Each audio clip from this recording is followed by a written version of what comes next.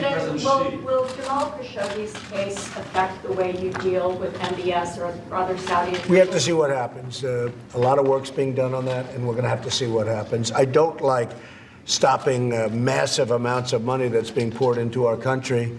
I know they're talking about different kinds of sanctions, but they're spending $110 billion on military equipment and on things that create jobs, like jobs and others for this country.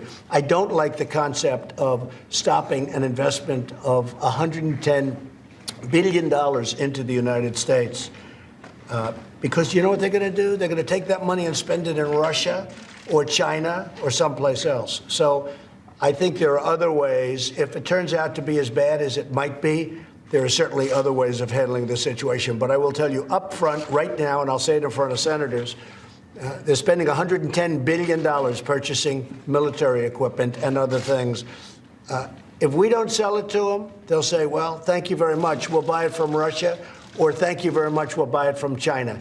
That doesn't help us, not when it comes to jobs and not when it comes to our companies losing out on that work. But there are other things we can do.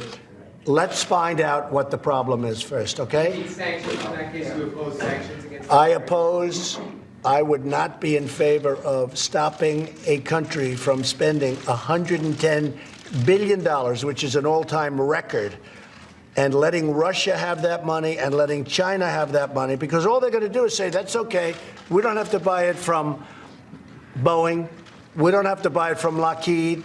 We don't have to buy it from Raytheon and all these great companies. We'll buy it from Russia.